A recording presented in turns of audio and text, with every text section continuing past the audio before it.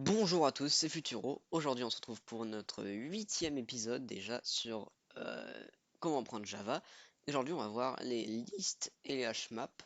Donc voilà, on va passer très vite sur les listes vu que ça se rapproche plutôt pas mal des arrays. Donc une liste, qu'est-ce que c'est? Parce qu'une array, c'est aussi une sorte de liste si on veut, hein, si on parle en français, voilà. Mais c'est pas exactement la même chose parce que déjà, une liste, on va la déclarer pas de la même façon. On va faire ça, et là on va mettre un type. On peut pas mettre int, parce que c'est pas un type en fait. Donc là on va l'appeler list, hein, et on va mettre égal new list. Voilà. Et là vous voyez, du coup, vu que j'ai mis int, ça me met une erreur. Il faut importer java.util.list. Et si on veut faire pardon, une liste d'entiers, on va devoir faire le type qui de base euh, donne le type au int, c'est-à-dire integer. Donc comme ça. Et du coup, un int et un integer, c'est censé être la même chose. Et non, on va pas faire new list, on va faire new array list. Pardon, je me suis trompé. Et on va importer array list aussi. Du coup, ça m'a mis plein de fois le truc. Voilà, donc là on a notre liste. Et le principe de la liste, c'est un peu comme les arrays. Du coup, on peut ajouter un integer, on va ajouter 0 à la liste. On peut mettre un truc à un index précis. Donc on peut mettre voilà 5. Donc s'il existe déjà, ça va le remplacer. S'il n'existe pas, ça va juste l'ajouter à l'index précis. On peut faire un list.remove plus un index. Et on peut faire un list.clear. Il y a plein d'autres méthodes hein, qui du coup sont directement plus pratiques que les arrays. Donc ça fait partie de ce qu'on appelle les collections. Donc il y en a plein d'autres hein, types qui permettent de faire plein de choses différentes. Mais voilà. Donc en gros c'est ça, on peut aussi même la transformer en array si on veut, etc. etc. Bon, je vais juste montrer vite fait hein, pour montrer que ça marche bien. On va faire un sysout, on va faire list.add, on va mettre 11. Puis ensuite on va faire list.get 0 du coup, vu qu'il n'y a que un truc et qu'on n'a pas précisé d'index, l'index de base va être 0. Donc là, ok, ça me met bien 11. Si je fais un list.set 0 et que je le mets à 54, voilà, et qu'ensuite je fais un list.set 8 par exemple, et que je mets 4, si je fais list.get0 plus la list.get 8, ça va me faire 58 du coup. Euh, euh, Ah oui, non, pardon, je me suis trompé en fait. Non. J'ai dit n'importe quoi tout à l'heure. On peut pas set un index qui n'existe pas en fait. Il faut forcément faire un list.add avant. List.add, on va mettre du coup 4. Du coup, en fait, là, ça marche pas. On va mettre 1. Voilà, en fait, list.set, c'est juste pour le remplacer avec l'index. Donc là, ça nous fait bien 58. Donc voilà, c'est ça pour les listes. C'était très rapide, hein. Il n'y a pas grand chose à comprendre, surtout qu'on a vu les, euh, les arrays avant. Et puis ensuite, on peut faire des conditions. Il y a le list.contains qui nous permet de savoir si ça contient un certain objet. Mais voilà. Mais du coup, c'est ça pour les listes. Mais pas très compliqué du coup. Du coup, maintenant, on va voir ce que c'est une hashmap. Et là, du coup, une hashmap, ça va directement être un peu plus complexe, un objet un peu plus complexe que une liste ou une array. Donc déjà, on va commencer par en créer une. Voilà, on va laisser ça comme ça pour l'instant. Comme ça me permettra de vous expliquer. Donc là, qu'est-ce que c'est map K et V? En fait, K et V, c'est key et value. Donc la clé et la valeur. Et on va remplacer ça par des types, comme avant avec la liste. Donc ça s'appelle la généricité en Java, on verra ça dans une autre vidéo, on verra comment créer notre propre classe, nos propres fonctions génériques. Et en fait, c'est-à-dire que pour une certaine valeur, on va en stocker une autre. Pour une certaine valeur du type K, on va stocker une autre valeur du type V. Donc par exemple là on va remplacer ça par exemple on va faire un caractère par exemple et on va lui stocker un integer. Du coup pareil, on peut pas utiliser juste le mot-clé char ou le mot-clé int, on va l'appeler map et on va faire new hmap. Et voilà, bon là ça met caractère integer mais on n'est pas obligé de le faire vu que Java détecte automatiquement. Il me semble que c'est à partir d'une certaine version, mais en tout cas Java détecte automatiquement que c'est caractère integer vu qu'on l'a déjà mis avant. Et du coup là ce qui est bien c'est que en fait il n'y a pas de map.set ou ce genre de choses. En fait on va faire map.put, on va mettre un caractère ici, on va mettre le C et on va mettre 1. Voilà. Et ensuite du coup on peut récupérer la valeur qui a été assignée à C. On va faire map.get et du coup, oh pardon, le micro j'ai vu un peu ça, voilà. Donc on va faire map.get et on va mettre C et ça va nous retourner 1 parce qu'on a stocké dans C, on a stocké 1. Donc voilà, et là ça envoie bien 1. Et du coup si j'ai mis des caractères c'est pas pour rien, c'est qu'on va faire un petit exemple, scanner égale new scanner, ça vous commencez à comprendre normalement, system.in. Voilà, on va prendre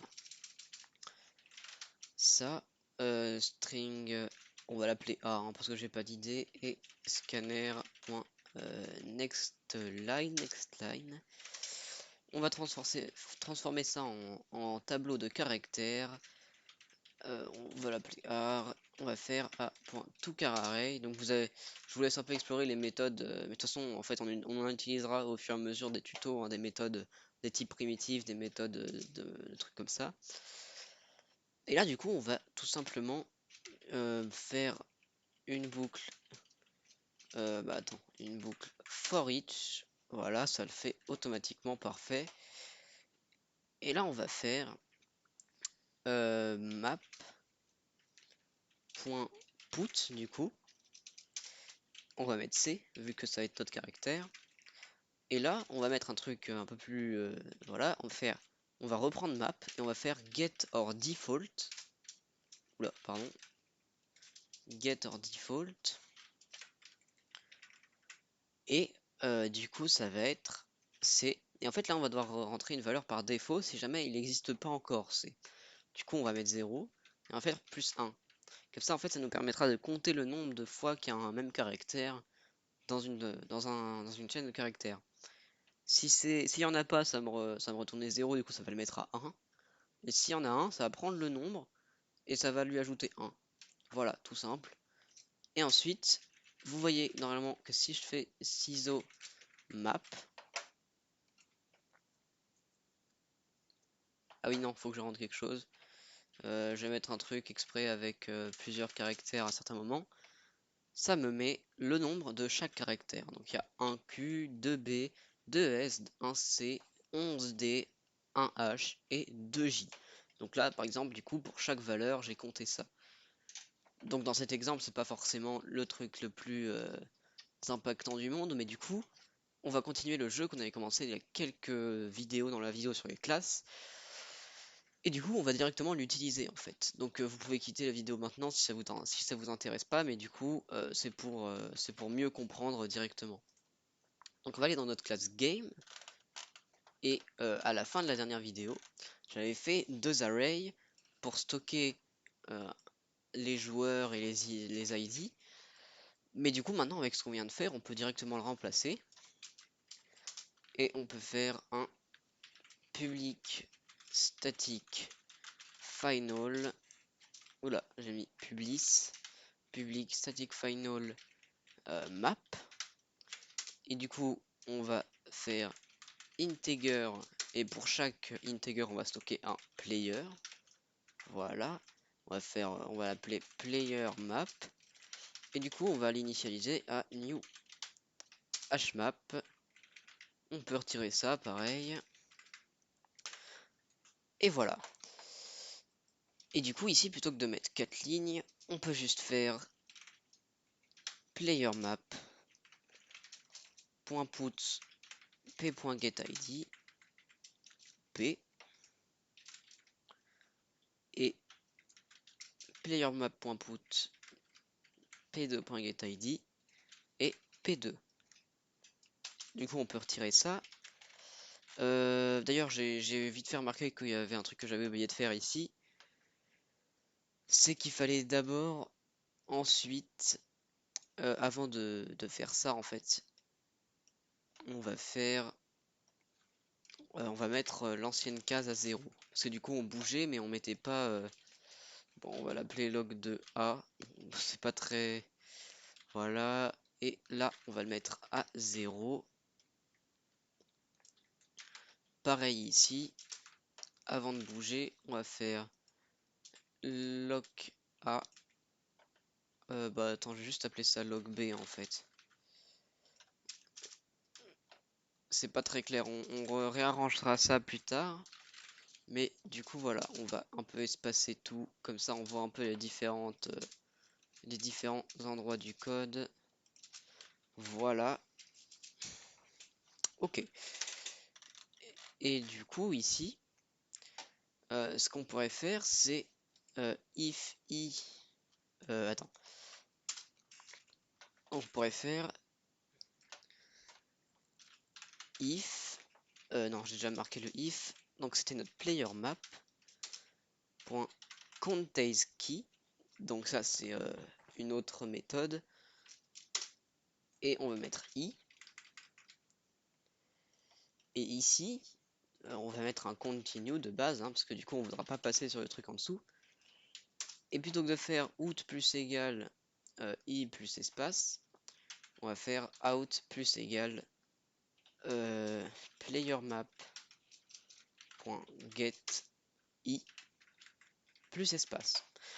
Et du coup, si on lance notre jeu, d'ailleurs je vais séparer un peu les trucs ici pareil, voilà. On peut voir, il y avait elle, non, du coup ça marche pas, parce qu'on n'a pas encore fait de sécurité pour pas que les gens puissent... donc on va faire DU, voilà, normalement c'est censé marcher. Oula, ah oui, non, je sais, c'est parce que du coup on a mis le player directement, mais on n'a pas mis le nom. Voilà. Et là du coup si je relance, je fais DU, et là ça met que ici il y a Futuro 2, ici il y a Futuro. Donc bon, effectivement là c'est pas très joli vu que ça décale un peu tout. Mais du coup ça peut nous servir à ça. Après pour l'instant on va rester sur ID. Bah du coup en fait ça on pourrait l'enlever. Mais en gros voilà. Vous pouvez laisser le nom si ça vous arrange. Mais je vais mettre ça en commentaire. Je vais remettre un name hein, parce qu'on en aura sûrement besoin à un moment. Je vais mettre juste ça en commentaire parce que du coup ça va être plus clair avec les ID directement. Sinon après ça va être décalé et tout, ça va être chiant. Mais du coup voilà, on pourrait utiliser les trucs comme ça. Ah merde, non, n'importe quoi. C'est l'inverse, faut vraiment qu'on... Enfin, de toute façon c'est le prochain truc qu'on va faire, en fait on va faire une sécurité.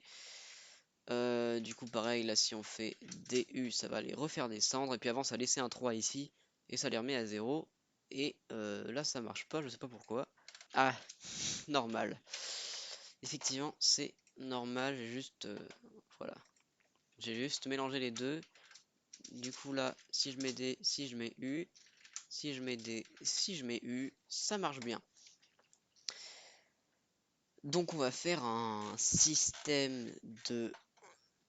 Enfin, faire en sorte qu'en fait il puisse pas bouger d'un côté si la map n'est pas assez haute. Donc on va rajouter un argument ici, ça va être notre map. Donc on va rajouter ça, et ensuite on va aller notre méthode .move. Et à chaque truc, on va faire une condition. Bon, ok, du coup, j'ai trouvé une solution. J'ai juste galéré pendant longtemps à cause d'une erreur vraiment toute conne. Voilà. Ok. Donc j'ai créé une classe utils où dedans il y a cette méthode là, clamp. Je vous laisse la recopier, hein. Mettez bien le statique, sinon vous pourrez pas y accéder. Et en fait, mon erreur, c'est que pendant méga longtemps, je comprenais pas en fait, mais j'ai oublié le 10, 10.y, 10. Machin. Donc ça, en fait, je l'ai mis dans la méthode add directement, et j'ai passé en paramètre la map. Du coup, ici, j'ai enlevé toutes les conditions, et j'ai juste passé en paramètre la map. Et du coup, là, normalement, si on va dans game, qu'on le lance, ça devrait pouvoir marcher. Si je fais U, up and down. Ah oui, non, ils sont là parce que je les ai replacés. Je voulais tester un truc. Ça me les a pas changés, du coup. Si je vais down et up, ça me les a changés. Si je fais encore down et up, pareil, ça me les a changés. Oula, par contre, j'ai l'impression qu'ils sont inversés là. Parce que du coup, down, lui, il devrait... Ah, mais... Ah oui, effectivement, c'est inversé, c'est inversé. Autant pour moi. Donc ici, dans le down, c'est 1. Et ici, c'est -1. Du coup, je vais aussi tester pour les autres, hein. Du coup, si je fais right et left, donc lui, il est allé à gauche et lui, il est allé à droite. Ok, donc je me suis trompé vraiment partout. Voilà, -1 et 1. Et du coup, si je fais l'autre, LR, voilà. Et du coup, attends, on va quand même tester avec ça. Ils sont là. Et attendez, comment ça se fait? Index 9, out of bound for length 9. Comment ça se fait? J'ai oublié le -1. Parce que bien sûr, du coup, il faut faire -1, sinon ça fait des bugs, effectivement, comme ce qu'on vient de voir. Du coup, on peut relancer notre jeu. Voilà, donc là, on peut faire up et down. Donc là, cette fois, ça marche bien. On va faire que lui, il va aller à droite, que lui, il va aller à gauche. Ah non, c'est inversé, ça. Ok, non. Je sais juste, je connais juste pas ma droite et ma gauche. Et voilà, et là, ça les a pas fait bouger, du coup. Bon, je connais juste pas ma droite et ma gauche, hein, m'en voulez pas. Ça, c'était bon, je suis pas aussi nul. Enfin, si, du coup, parce que j'ai refait l'erreur. Mais, du coup, je vous propose de faire un truc. C'est qu'en fait, on va faire, par exemple, on va utiliser les fameuses listes, hein. On va utiliser les fameuses listes. Bah non, même pas, en fait. Ce que je vous propose, c'est en fait de changer un peu le système du jeu. Et on va faire for... Hein? Ah oui, non. Non, non, non, non, non. Non, non, non. On va bien faire une liste, en fait. On va faire liste player LP, parce que ça pourra peut-être nous servir à d'autres choses. Égale new array list. Voilà. On peut enlever le player. Ouais, non, ça sert à rien de faire une méthode register player. On va faire lp.add p et lp.add p2. Comme ça, on a nos deux trucs. On pourra en ajouter plusieurs. Mais là, du coup, ce qu'on va faire, c'est qu'on va avoir qu'une seule direction. Et on va faire... Oula, je sais pas sur quel bouton j'ai appuyé, mais voilà. Et pour chaque joueur, for player p 2.lp. Comme ça va nous faire pour chaque joueur. On va l'appeler PS pour player avec un S, hein. Et là, du coup, on va faire ça, en fait. Et du coup, ce qui va être bien avec ça, c'est qu'on va pouvoir faire un jeu où, en fait, on contrôle tous les joueurs en même temps, où il faudrait, par exemple, les faire se collisionner ou ce genre de choses. Donc là, du coup, vous allez voir qu'ils vont tous aller dans les mêmes directions à chaque fois. Donc là, si je fais down, ça n'a pas marché. Ah, j'ai oublié de faire la méthode qui s'appelle out to the array et je rentre en paramètre map. Donc ici, si je fais ça, je vais les envoyer à droite. Du coup, lui s'est déplacé, lui aussi, le 3 et le 2, vu qu'ils étaient de base là. Et du coup, si je fais R, il n'y a que le 3 qui s'est déplacé. R, voilà, voilà, voilà, voilà. Et ensuite, du coup, là, il faudrait le faire aller en bas. Du coup, là, le 2 s'est déplacé. Oui, bon, là, du coup, ça a mangé, ça a mangé le 2. Et du coup... Ah non, parce que là, du coup, ils sont à la même position, ça va faire tout bugger. Mais du coup, en gros, le but du jeu, ce serait ça. Bon, on fera dans un autre épisode la suite, où du coup, on les empêchera de se collisionner. On leur fera peut-être se faire des dégâts, du coup, etc., etc. Donc j'espère que cette vidéo vous aura plu. Moi, je vais vous laisser là. Et on se retrouve dans une prochaine vidéo. Du coup, la prochaine vidéo, je sais pas encore sur quoi ce sera, parce que j'ai plein d'idées différentes. Mais bon, du coup, je vous dis au revoir et à dans la prochaine vidéo.